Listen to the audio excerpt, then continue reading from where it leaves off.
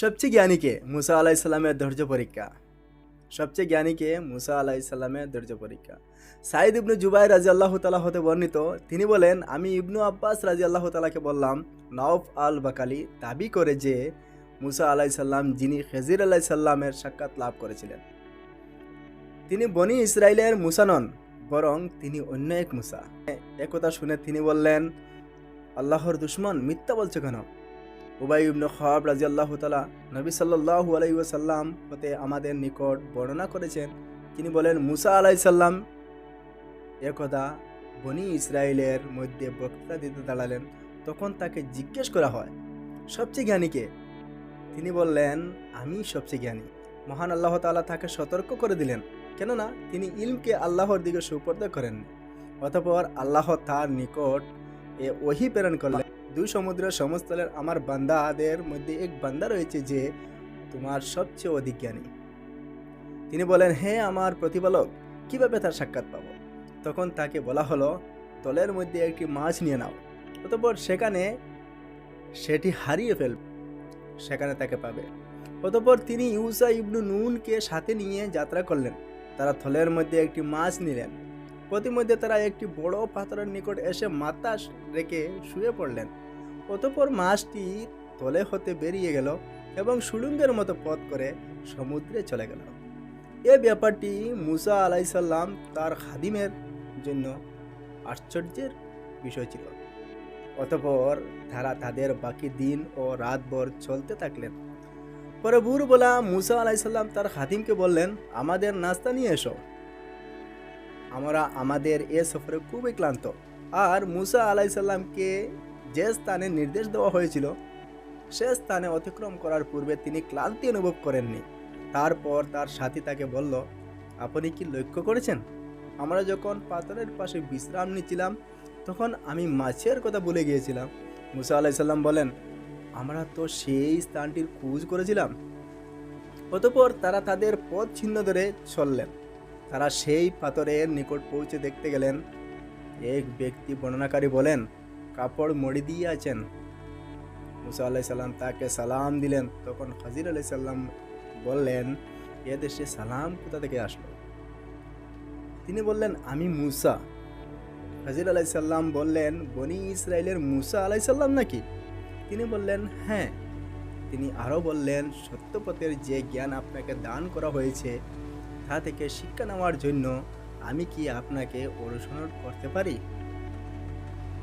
খাজির আলাইসাল্লাম বললেন, তুমি কিছুতেই আমার সাথে ধৈর্য ধরে থাকতে পারবে না। হে মুসা আলাইসাল্লাম, আল্লাহর ইলমের মধ্যে আমি এমন এক ইলম নিয়ে আছি যা তিনি কেবল আমাকেই শিখিয়েছেন, যা তুমি জানো না। আর তুমি এমন ইলম অধিকারী যা আল্লাহ তোমাকে শিখিয়েছেন তা আমি জানি না। মুসা আলাইসাল্লাম বললেন, আল্লাহ চাইলে আপনি আমাকে ধৈর্যশীল পাবেন এবং আমি আপনার আদেশ অমান্য করব না। অতঃপর তারা দুজন সমুদ্রের তীর দিয়ে চলতে লাগলেন। তাদের নৌকা ছিল না। ইতিমধ্যে তাদের নিকট দিয়ে একটি নৌকা যাচ্ছিল। তারা নৌকাওয়ালাদের সাথে তাদের তুলে নেওয়ার কথা বললেন। তারা হাজিরকে চিনতে পারল এবং ভাড়া বেঁধে রেখে তাদের নৌকায় তুলে নিল। তখন একটি চড়ুই পাখি এসে নৌকার এক প্রান্তে বসে একবার দুবার সমুদ্রে টুট ডুবালো। খাজির আলাইসাল্লাম বললেন, হে মুসা আলাইসাল্লাম, আমার এবং তোমার জ্ঞান সব মিলেও আল্লাহর জ্ঞানের তুলনায় চড়ুই পাখির টুটে যতটুকু পানি এসেছে তার চেয়ে কম। অতঃপর খাজির আলাইসাল্লাম তক্তাগুলোর মধ্যে থেকে একটি তক্তা খুলে ফেললেন।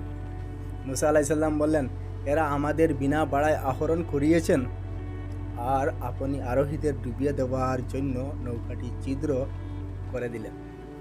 খাজির আলাইসাল্লাম বললেন, আমি কি বলিনি যে তুমি আমার সঙ্গে কিছুতেই ধৈর্য ধরে থাকতে পারবে না? মুসা আলাইসাল্লাম বললেন, আমার ত্রুটির জন্য অপরাধী করবেন না এবং আমার ব্যাপারে অধিক কঠোর হবেন না।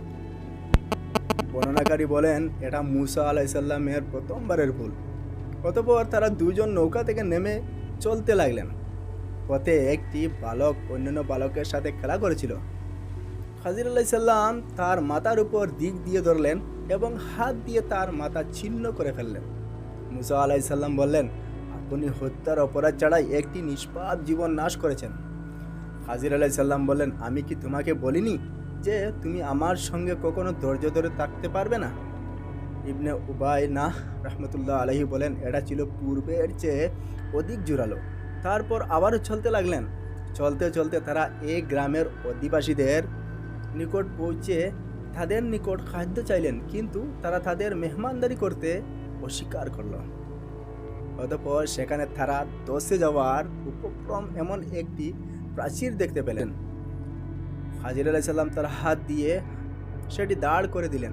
মুসা আলাইহিস সালাম বললেন, আপনি ইচ্ছে করলে এর জন্য মজুরি নিতে পারতেন। তিনি বললেন, এখানেই তো তোমার আর আমার মধ্যে সম্পর্কের অবসান। সূরা কাফ ৭৭ এবং ৭৮। নবী সাল্লাল্লাহু আলাইহি ওয়াসাল্লাম বলেন, আল্লাহ তাআলা মুসার উপর রহম করুন। আমাদের কতই না মনোবাঞ্ছা পূর্ণ হতো যদি তিনি সবর করতেন। তাহলে আমাদের নিকট তাদের আরও ঘটনাবলী বর্ণনা করা হতো। সুবহানাল্লাহ। যদি এই স্টোরি ভালো লাগে তাহলে সাবস্ক্রাইব করে সঙ্গে থাকবেন। ইনশাআল্লাহ পরবর্তী ভিডিও নিয়ে আসবো আপনাদের সামনে। আসসালামু আলাইকুম।